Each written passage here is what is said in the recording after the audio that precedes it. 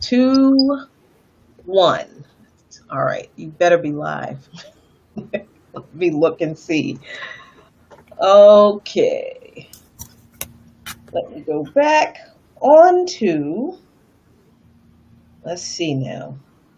Yes, okay, we're back up now. All right. We apologize, everyone, for the interruption in the broadcast. We are back. This is Jacqueline Lukman, live in Lukman Nation, and I'm here with my guests, Anna Edwards and Phil Wilayto.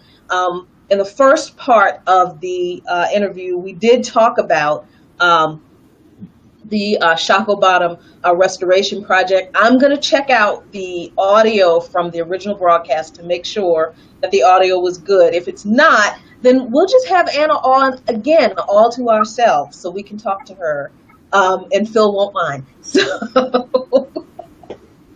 So now I've got to ask you about Virginia Defenders. See, now he goes, is he going to change his shirt again? No, here we go. Distraction. Okay, so now I got to ask you about Virginia Defenders, because I grew up, like I said, in Emporia, Virginia, partially in Emporia, partially Jarrett, Virginia, and I'd never heard of the Virginia Defender newspaper. So when I see this newspaper and I see the masthead, and of course the paper is in the bedroom. So I'm not going to go get up and go get it. But I see all of the names of, the revolutionary Black freedom fighter. I was like, where has this paper been all my life? So tell us about the Virginia Defender, and how long has it been in circulation? How'd you get it started? Tell us the story about that.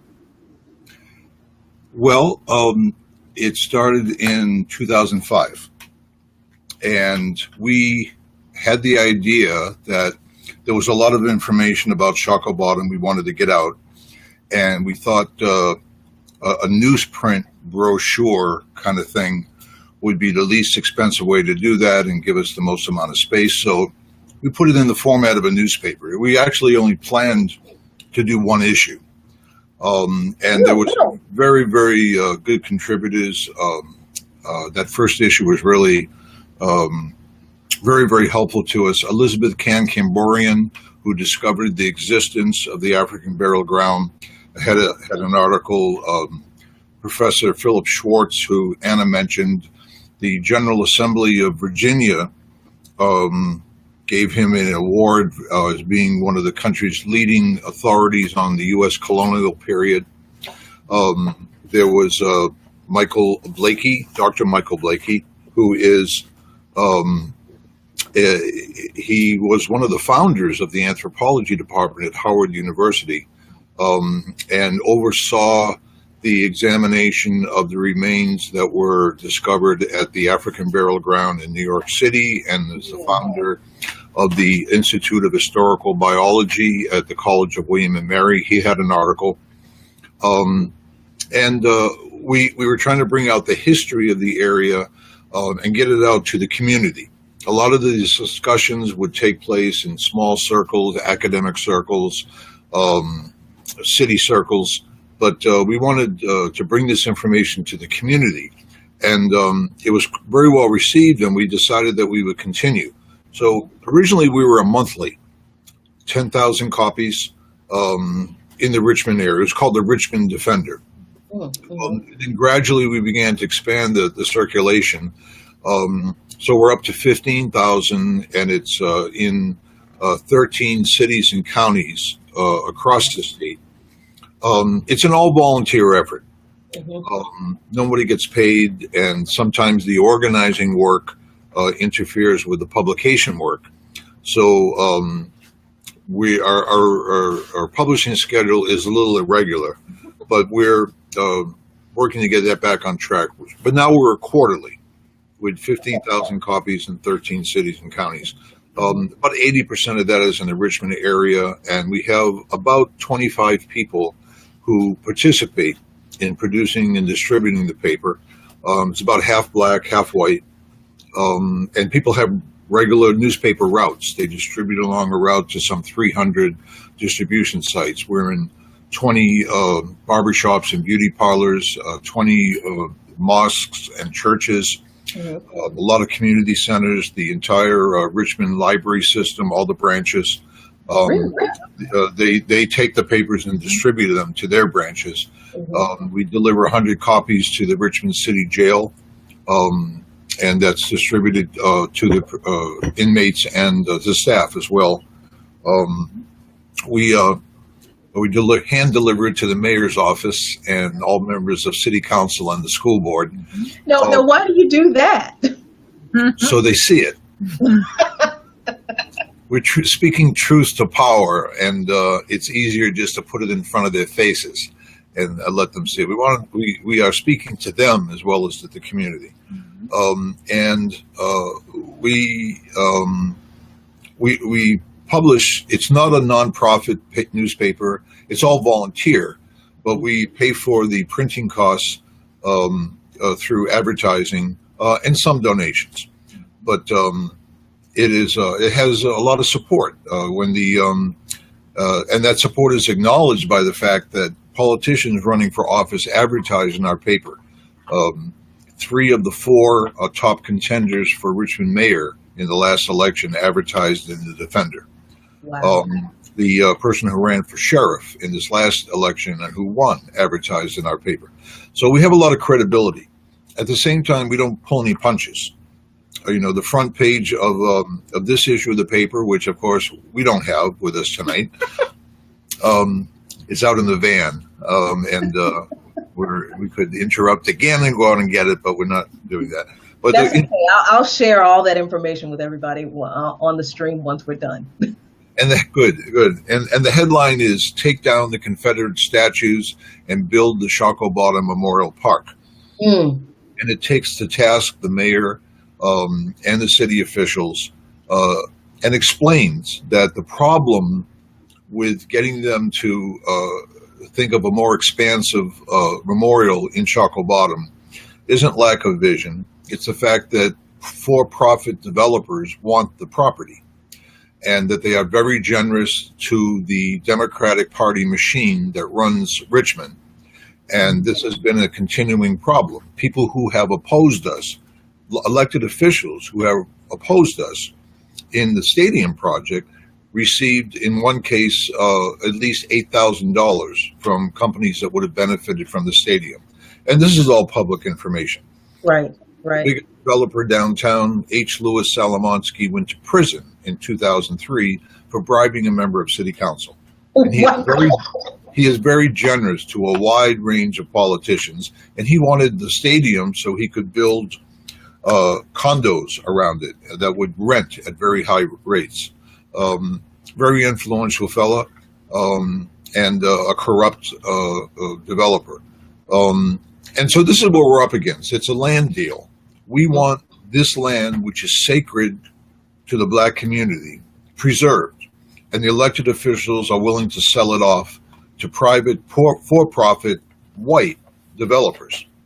And that's what we're up against. So at this point, we're pointing out that not only is the mayor not endorsing the proposal for a memorial park, but restricting the memorialization to one slave jail site, but he's also saying he also established a commission to look at the statues on Monument Avenue, and stated that he wants the statues to remain on Monument Avenue. Taking them down is off the table. It's not an option. And that is simply outrageous. Yeah, that's not acceptable, because I had asked Anna in the segment before, how difficult is it to sustain this effort to preserve the history of African people and their descendants in a city like Richmond, where you have this faux romanticization of a Confederate history. How what is that like? That's not the problem. Really? So what is the problem? Well, see, you can't think of Richmond as one city. Okay. It's 50% black. Richmond is 50% black. Slightly less than that now, 49. Mm-hmm. Because of gentrification, ongoing gentrification. Right. Mm-hmm. 25% of the population lives in poverty. Wait, so Richmond is a little, not quite half black, but a quarter of those people live in poverty. No, a quarter of the entire city. A quarter of the entire city lives in poverty. Okay, that's still pretty shocking. That's still a pretty embarrassing statistic for a city the size of Richmond. For the capital of one of the richest cities in the country. You're right. It's a tale of two cities. Mm-hmm. The far western part of the city is wealthy. The far eastern part is poor. Poverty is mostly, but not entirely, black. It's also Latino poverty. And the cities, under the previous mayor, carried out a campaign to shut down trailer parks that were the last possible place where people could live before they were homeless. And that was largely Latino. Right. They want to take down the public housing projects where 10,000 people live with an average income of less than $10,000 a year. And they want to take those down and replace them with mixed income housing, which means that they'll eliminate lots of affordable housing. They are reorganizing the bus system, which cuts out bus service in some of the low-income neighborhoods, but increases it in the downtown area. They're trying to drive the poor out of the city. And part of that is they no longer want to be known as the capital of the Confederacy, but they don't want to be known as the epicenter of the U.S. domestic slave trade either. They want to neutralize the history and move on to something that we're a city that is known for its river, its sports scene, its craft beer scene, restaurant scene, its history in general, but not specific. And that's what we're up against. So there is an old guard in the city that thinks the statues are just fine, that they don't stand for racism or anything. They're just part of history and they're very grand. There's a fringe group of neo-Confederates who think that it's sort of like worshiping at the golden calf, and they don't want their idols to be removed. It's not, to be perfectly honest, there's not a huge clamor in the black community because they know this is a hornet's nest, that when you prod it, you're going to wind up like Charlottesville with the Klan and other supremacist groups rallying around these issues, and they're much more concerned with the problems we have in our public education system and street crime, which is a very, very serious problem. Lots of murders of young people in the community, and this is where people are focused, understandably. But having these monuments in Richmond, the largest display of honoring the Confederacy and those who fought for slavery in the entire country, the former capital of the Confederacy, the most prestigious street in the city, Monument Avenue, which is the only street in the country listed on the National Registry of Historic Places because of those statues. Don't think this is a Southern problem. There are more Confederate statues in states that were not part of the Confederacy than there are in the Confederacy. There are Confederate statues and monuments in 31 states. There were only 11 Confederate states. And ultimately between 700 and 1,000, according to a recent edition of USA Today newspaper. Wow. So this is not, as a matter of fact, your city is named after one of the largest slave owners in colonial Virginia. And also there's a big bridge in New York City that also bears the name of George Washington. So the North shouldn't get too uppity about those poor, those backwoods Southern people. How can they put up with that? I couldn't go. One friend of mine in New York told me I couldn't live in Richmond with all of this, everything named after Confederate leaders. I said, I thought about that the last time I drove across the George Washington Bridge. And went down to Wall Street that had a slave auction mark on it. And actually, Wall Street is named after the wall that the Dutch put up to protect themselves from the Indian people. What did I tell you guys a few weeks ago about Wall Street? Did I not tell you that? So, it's a national problem. New York Bank insured the slave trade. Boston ships carried the slave trade. The Boston called Fleet Bank is named after the slave fleet. Mm-hmm. It was a national issue, but Richmond was the epicenter of the trade, domestic trade, and the majority of black people in the country today could trace some ancestry here. And this is sacred ground, and it's not going to a stadium, it's not going to a supermarket, it's not going to a Hyatt hotel on our watch. That's not going to happen. That is amazing. And let me just go back a couple of statements where you said that a lot of black people in Richmond they're not as active, or they're not as they're not as don't put love, say it right so I don't misquote you. They're not calling for the statues to come down. Right. But that's not because they're indifferent. Right. That a lot of folks that we know will not drive down Monument Avenue. They don't want to go past those statues. They don't want to. Right. But they understand that this is a fight that will be tremendously explosive, Mm-hmm. and they got day-to-day survival issues to deal with. Mm-hmm. They're worried about their children. Right. That is the biggest issue in the black community. They're worried about the kids who are in school, who are not receiving an adequate education, Mm-hmm. and not because of the public school system, but because of lack of resources and the fact that there's a plan to reduce the size of the school system, to reduce the property taxes. They're concerned about their kids, who walk out the front door at any time of the day or night, and they have a knot. The parents have a knot in their stomach waiting for them to come home. That the people are dying for the stupidest reasons because there is deep, deep despair among young people in the community. They see no future. They see no jobs in the future. They see possibility. It's a tale of two cities. Mm-hmm. And there's a fatalness among some of the young men, particularly, that I'm just not going to make it to 21. I'm not going to make it to 25. So if I'm going out with a little reputation. Right. Right. And it's a failure of society. Yeah, and I'm sorry, go ahead. But the way I look at it is, if you're living in an apartment and or a house, and the kitchen's blocked up, and the radiator's broken, and the front door needs repair, Mm-hmm. and you got all of these things that are pressing concerns, but you also have a big pile of dog crap sitting in your living room. Mm-hmm. A neighbor came through and the dog got sick and it's lying there, Mm-hmm. and you couldn't get to it right away. But the weeks go by, the months go by, the years go by. Eventually you got to say, okay, this may not be the biggest problem in the house, Mm-hmm. but I really don't want this pile of dog crap in my living room. That's Right. not Avenue. Mm-hmm. That's Yeah. We got to get rid of this pile of crap. And we've publicly offered to take the statues down. Yourself. Yeah.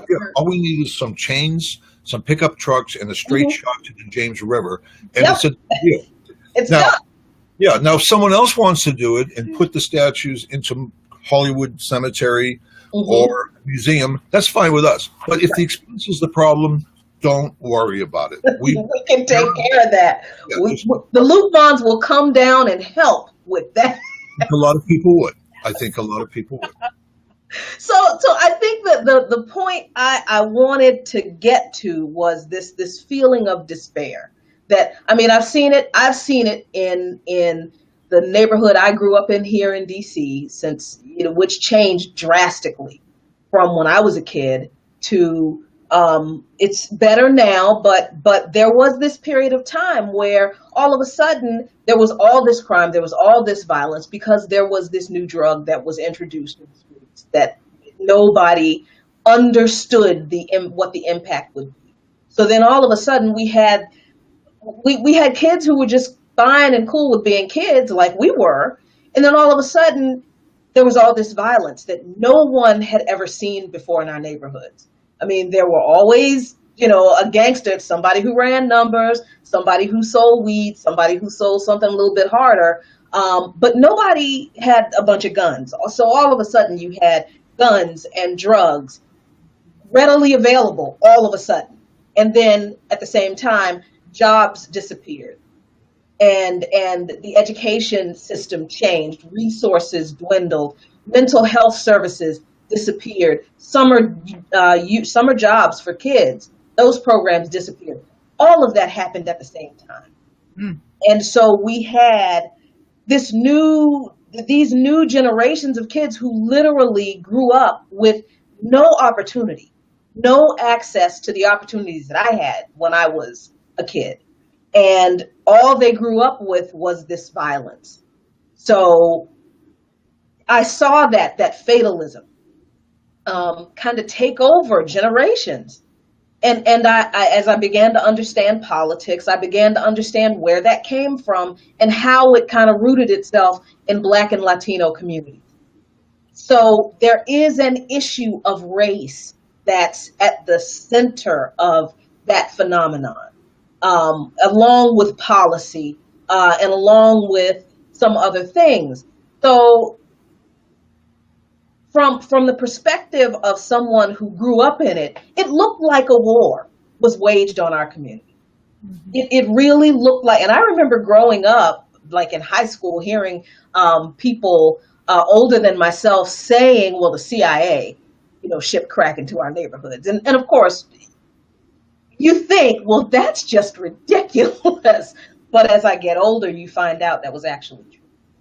And then you begin to look at war not just as an international thing where we're sending troops to another country to bomb people, but we're looking at the ways that our own government is perfectly willing. They say they're waging a war on drugs, but they're really waging a war on us.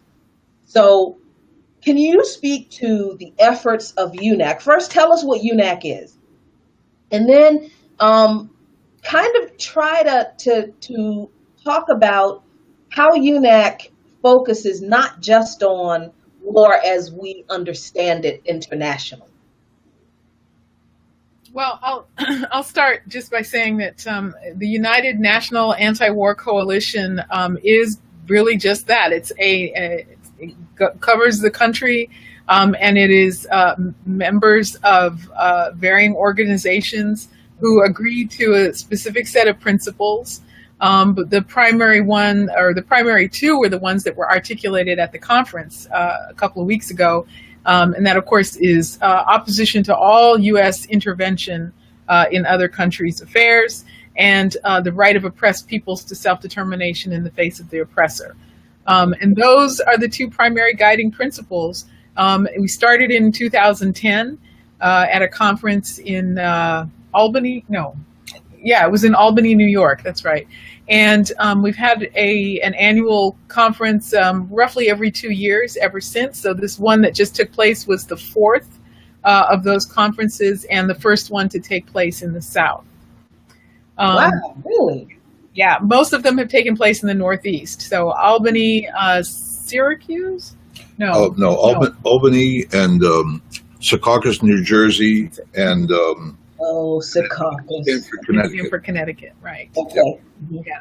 So so really, there were several things that made it the timing right for it to take place in the South, and that's in part because a lot of what's gone on this year, but also is really kind of a rise in the in awareness of some of the organizations based in the South that are doing stronger and stronger work. And there was a real strong need to pull these forces together so that they can encounter one another, so that they can see what it is that they are doing alike, what things they're doing that they could share, that could sort of move the whole thing forward.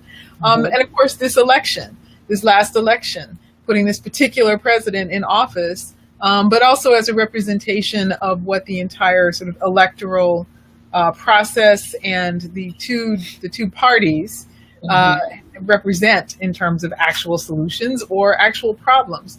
And I liked the way that, you also characterized it in terms of, this is a group of people that needed to come together to make it much more clear what we all mean when we say the wars at home and the wars abroad, and making those connections to each other. So there were a lot of firsts, I think, at this conference.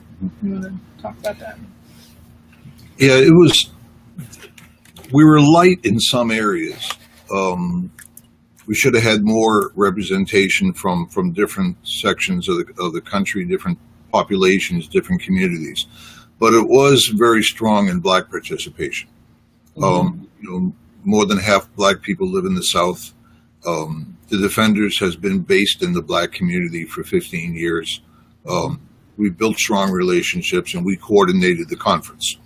So we're very proud of that. There were other areas that we were weak in, and we hope that that more folks will be involved in helping to build the next conference. But we're very happy with the way things turned out. But UNAC is a coalition that has been battered by the last period, like every other peace activist organization in the country. We have survived better than most, and a lot of groups are looking to us now, and there's requests coming in to affiliate with UNAC. But we're at a critical point. We need to build UNAC as a very multinational, multiracial coalition with, the Defenders believe, a very strong Black presence, a Black core. Because the Black community has always been the most revolutionary, the most politically aware section of the population going back because of its historical conditions. Unfortunately, excuse me, that political consciousness has also been weakened in the last period. So one of my Facebook friends posted a picture of the other day, and it was from the Obama period when Michelle and Barack Obama were seated in the White House, and it was a very dignified, attractive photo. And I felt a small reflection of what that Black friend of mine felt, in that a Black family was in the White House. That was a stunning change for the country. It was a Black family in the White House. It really was a historical change. But at the same time, Barack Obama was promoted by the same corporate forces that are now entrenched in the Trump administration, particularly the Goldman Sachs investment firm of Wall Street, the most influential. They were his first major donor. They give to both political parties, but they favored him because the country had been spun off the road and was lying in the ditch with the wheels spinning after George W. Bush, economic and foreign policy wise. They needed a new face for America, and Obama provided that. And partially because he was the first Black president, but more immediately because he never had a day in which he wasn't under racist attack by the right wing. There was a great reluctance to criticize him, particularly on foreign policy issues. This Black man on the world stage, and don't undermine him by talking about what he's doing. But as a result, he became the first United States president to openly bomb an African country into oblivion. He destroyed the country of Africa, Libya, the most prosperous of the African countries. And with all the shortcomings of Muammar Gaddafi, he did promote Pan-Africanism. He did promote cooperation and independence, economic independence of the continent. They destroyed that. AFRICOM, the African Command, the U.S. military has now spread to almost every of the more than 50 countries in Africa. Almost splits the continent in half, the bases that are installed. You can see a very clear demarcation between the northern part of Africa and the southern part of it. And that looks very strategic and intentional. So it'll be interesting to see how that plays out. What we do with that line of demarcation that we've created with these military bases on the continent. That would make a good graphic. Yeah. Yeah, I will post it. Yeah, I saw it in a documentary. I can't remember what the documentary is. My husband and I spend a whole lot of our free time sitting around watching documentaries when we should be doing more of what we did this past weekend, which is visiting family and going to a park. But there's so much to do. or coming to Richmond. Richmond. So the result of this has been that after 8 years of the Obama administrations, the collective consciousness of young people, of the Black community, of working people about what the U.S. is doing around the world in their name has atrophied tremendously. This conference, we have felt for a long time, the defenders, that the anti-war movement would not survive unless it grounds itself more in the domestic struggles.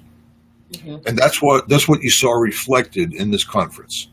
Stop the wars at home and abroad has been a theme for UNAC for years, but I think it was emphasized more at this conference. And there was a larger Black presence, and there was more political unity.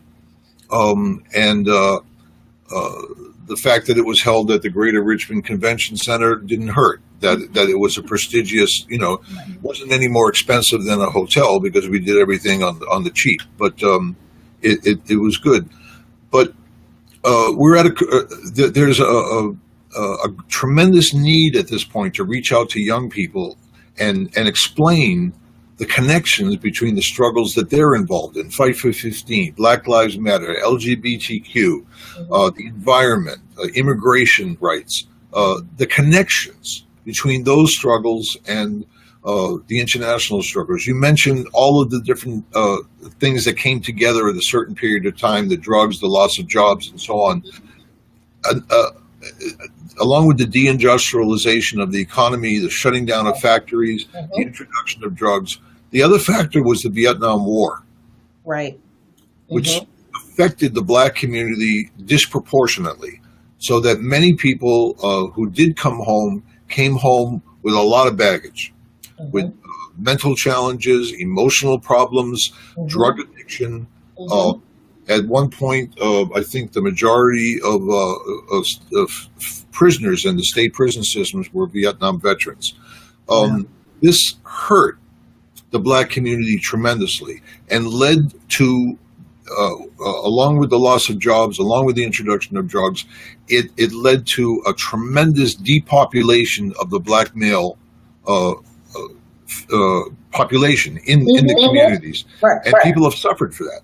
People have suffered deeply for that. So it's just one example of how an international policy of the United States can affect the domestic situation. If we don't win the young people over to a commitment to oppose what the U.S. is doing around the world, we are going to become increasingly divorced from the struggles of other people. We won't understand the struggles of Africans, of Latin Americans, of Asians, of East Europeans. We won't feel an affinity with it. We won't feel a solidarity with it. And if young Black people have an idealized version of what it means to be African, but don't understand what the United States policies are doing on the ground in every African country, the future will be very bleak.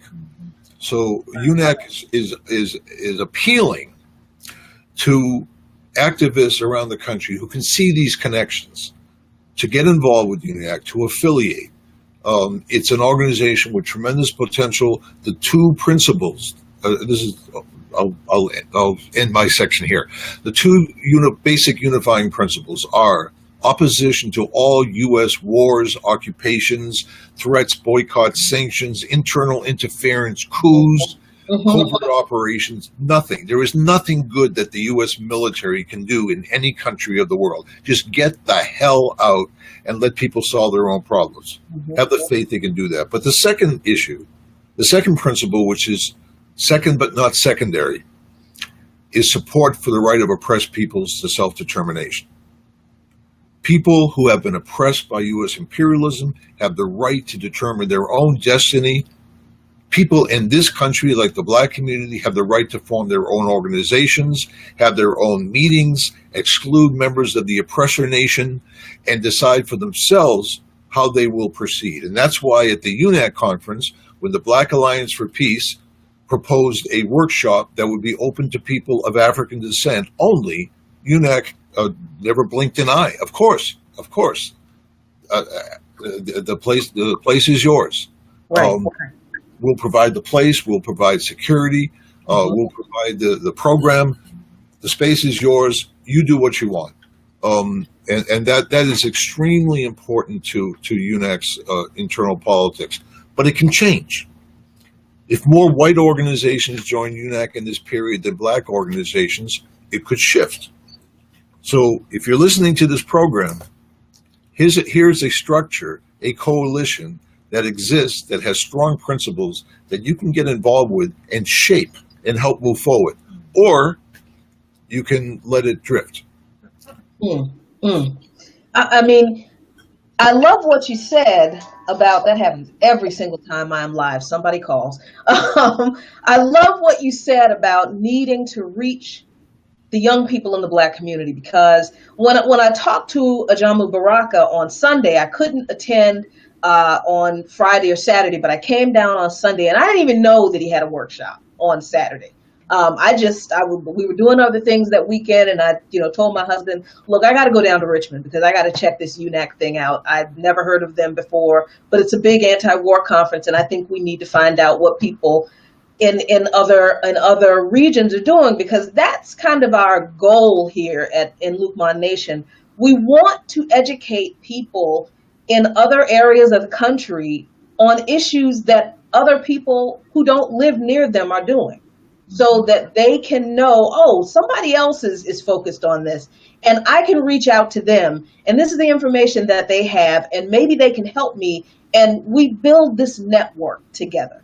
And so when I talked to Ajamu Baraka on Sunday, he made it clear that the focus on the anti-war focus in the black community has drifted, severely, just like you said, and for the reasons you said, because of the presidency of Barack Obama. We've had 8 years of the classy, scandal-free black family in the White House.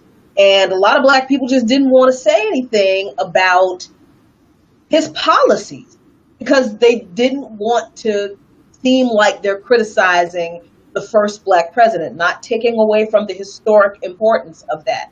That is an incredibly important historical marker in this country. Absolutely. But his policies are his policies. And his policies have been not just damaging, but like you said, Phil, lethal to black and brown people around the world. So it was when I went back and looked at the UNAC, the Black Alliance for Peace video from their live stream, and I saw those young people, those young black people in that room talking to the elders who were explaining to them, this is why you should be wary of ROTC programs in your schools, because they just don't have them as much in schools in affluent neighborhoods. There's a reason they put ROTC programs in predominantly black and predominantly Latino schools. There's a reason that certain policies are being passed now, like in Chicago, with potentially denying graduates their diplomas unless they have a plan. And one of those options is to join the military. You have to have a job. You have to have a college acceptance letter. You have to be accepted to a trade school, or you have to be on your way to the military. Well, the jobs are scarce. Trade schools are scarce. They're not accepting a lot of people from Chicago public schools. Colleges are too expensive for most people. So what else is that scheme but a funnel right to the military? It's cannon fodder in our nation. So it was nice to watch these videos from this workshop that Black Alliance for Peace did, and listen to the young people and watch the young people listen to their elders on aspects of the war at home that they may not have thought of. And they're sitting in there and they're asking, so how do we organize around this? And what do we do? And who do we talk to address these issues? So when we come up upon an incident that we're still dealing with 3 weeks later now, where there's a false accusation of racism because a white person was not allowed to live stream. She felt that a black only space at a peace conference was inappropriate. There was no place for it. And the work of Ajamu Baraka and Black Alliance for Peace and UNAC has been maligned because of this false allegation that people are just running with now. And now there are attacks against Ajamu Baraka. I'm being attacked. My sister Noah is being attacked because we tried to answer these people's questions when we thought at first that they really just didn't understand the need for a Black space. But as more information came out, we realized, no, that wasn't it at all. This is something else. And historically, it just fits right into the reason why Black people need to have our own spaces to organize, because we just don't know who we can trust, because they keep messing up our efforts. So, having said all of that, can you give us UNAC's official position on the need for spaces like Black Alliance for Peace and their workshop? Well, they haven't had to articulate that specifically to this point beyond a very clear understanding of the right of oppressed peoples to self-determination in the face of their oppressor or in relation to their oppressor. Mm-hmm. So that may sound like, a long sentence with big words, but what that means is that you walk into a room and you can assess the power dynamics. And the people with more power are going to do what they do, and the people with less power have to be granted or assert themselves the right to determine their relationship to the people with greater power. So what that, woman decided not to recognize was that regardless of her personal upbringing, she represented the oppressor dynamic. And frankly, by virtue of what she and the other woman have done since they left that room, illustrate precisely why it's important for Black people to have their own spaces. Still, our society apparently is not ready for them to be able to do that. And she demonstrated why white people can't be trusted in that way. I mean, there are white people you can trust, but the fact is it's not enough yet. And there's still a lot of work to do. Mm-hmm. And therefore, the respect for people's pain and the respect for people's need to protect themselves and protect their children has to be respected in this way. And so for her to make these assumptions and then to unleash in the way that she did and that other woman did is a clear example of why some white people just cannot be in the room, because they cannot be trusted. Nothing of what they have done has helped peace at all. Nothing they have done has helped the anti-war movement at all. So, in that regard, I think UNAC is, I think that position is sufficient. I think as representatives of UNAC, and certainly as representatives of the defender, we're very clear about that. And we've been through different, expressions of this.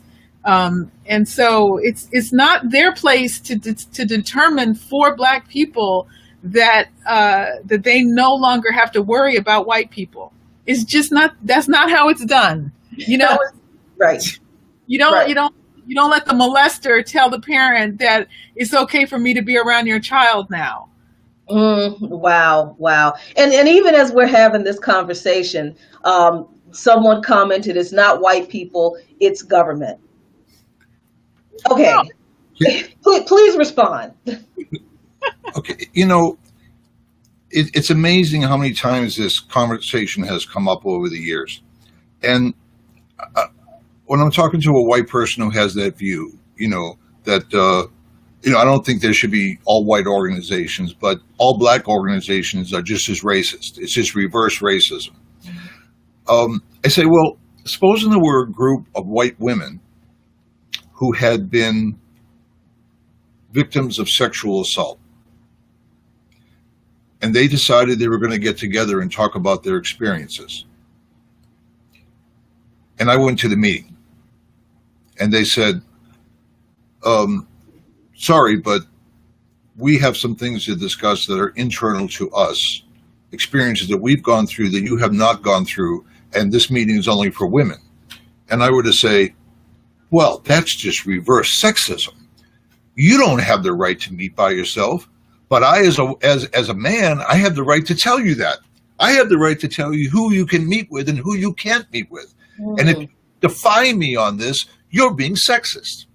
Well, they would just look at me and say, well, of course I understand that. So what if it's an LGBTQ group and they would rather not straight people be there? Don't they have the right to get together by themselves? Well, I can see that. So what is it about? Why do the rules change when it comes to black people?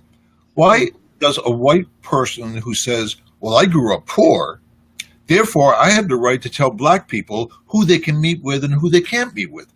And if they want to get together 2 or 3 by themselves down in the holler after the master's gone to sleep, you better let that overseer in there to sit in on the meeting, because we don't trust what you're doing.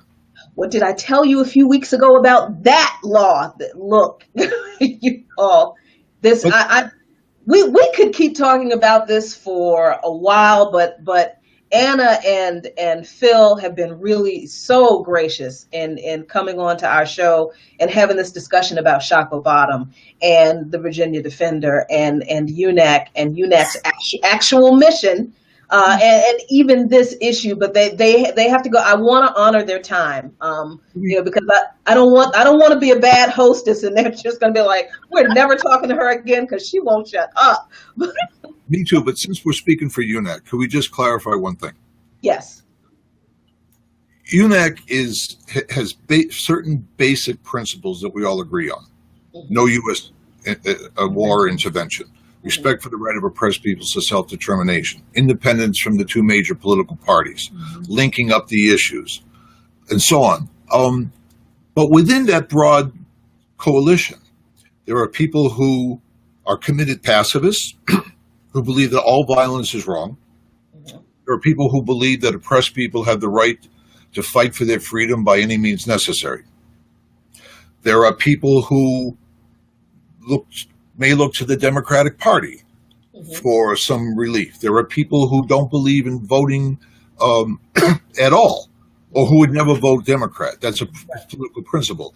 There are people who consider themselves socialists, people who consider themselves libertarians, people who consider themselves communists, people who consider themselves Pan-Africans. We have within UNAC organizations that are all black. Not just the Black Alliance for Peace. The African People's Socialist Party was represented at the conference. The All African Revolutionary Socialist. I'm very sorry. The All African People's Revolutionary Party General Command. The People's Organization for Progress is a largely black organization in Newark, New Jersey. There is no contradiction. There are organizations that are multiracial. There are organizations that are all white, by default, not by design. Right. But the principle is we're not all the same in our situation in society. This is a white-dominated society. And no matter how much you oppose the system, imperialism, racism, if you are white, you are still a member of the oppressor nation, and you have to respect the decisions of oppressed people on how they want to relate to you. You don't have the right to determine that. You don't have the right to tell black people that you have to be included in their discussions. That's wrong. That's racist. And as long as we stick to that principle, that will be the precondition for black folks saying, if that's the way it is, I can come to UNAC and function. If I don't have to worry about someone telling me how to run my struggle, and that's been demonstrated, and some of these people claim they have a large online audience, and that we will suffer if they turn against us. Yes. Don't slam the door on your way out. Because all you are doing is emphasizing to the black community and other oppressed communities, you have a home in UNAC. Right. This is also what Muhammad Ali said.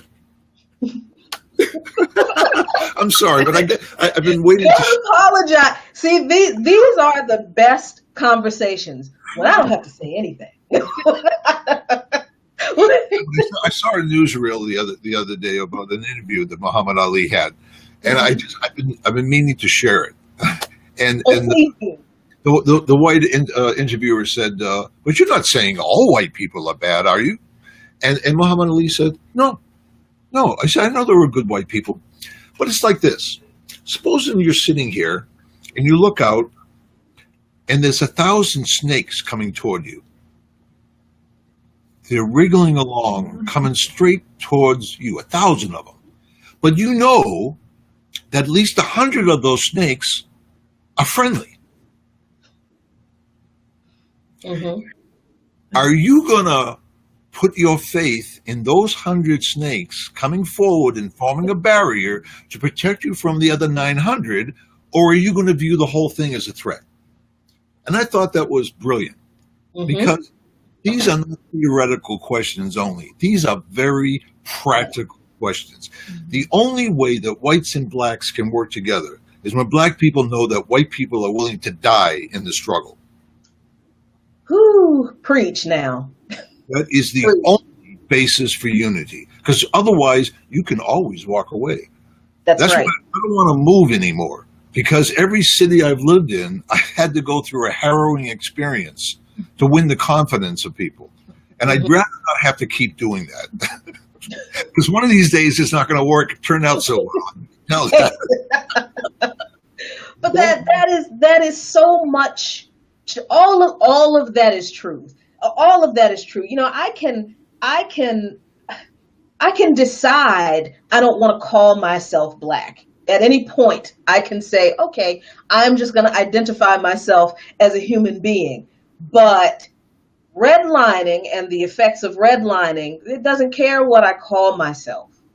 The laws that were written to discriminate and disenfranchise specific groups of people because of the color of our skin and the history that comes with that skin, doesn't care what I call myself. What's important to those laws and the people who sustain those laws is how they see me. That's the only thing that's important. And that's what we have to fight. Not how people are individually brought up, not people's incidental experiences, but the entire history of what created this system, what supports it, and how we can dismantle it. We cannot dismantle it by being polite about people's misguided feelings. And we have to support people's right to self-determination and self-actualization. And I'll say this in closing. I was so glad to see panel discussions about the effects of war on the disabled. I'd never seen that before, anywhere. It wasn't even something that I had thought of, but it was so good to see at this conference all of these different perspectives on the horrors of war and the damage of United States imperialism, not just abroad in places like Colombia, in places like the Philippines, and in the Congo, which were all panel discussions that were separate discussions. And it was wonderful to hear people's unique experiences with war in their region that affected their particular people. But it was also great to see perspectives that I never thought of, like how war affects the disabled. I mean, so that's why spaces for different groups of people to express themselves and even understand among themselves how these issues affect them without outside interference telling them what they're supposed to think and what they're supposed to understand and how they're supposed to see things.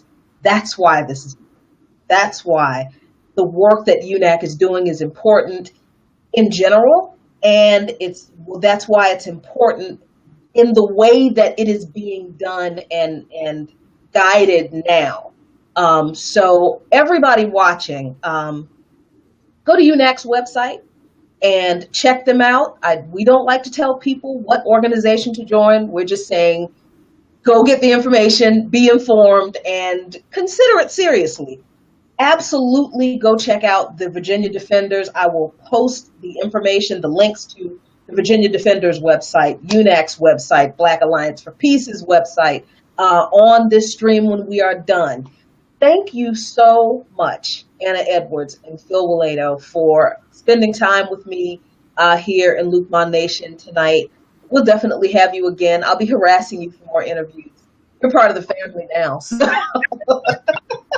That's great, because then you don't have to use words like gracious, because we're proud to have been able to be a part of your show. Thank you very, very much. I know you guys have to go, and you guys in Lukman Nation, you know what to do. Like, share, click the notifications button at the end so you get the live notifications. Subscribe to Patreon, give us some money because we need it to keep doing these things and making these trips to go visit these people who are doing things in their communities so we can bring all of this information to you. Thank you guys so much for joining us, and good night, everybody. Yeah. Thanks.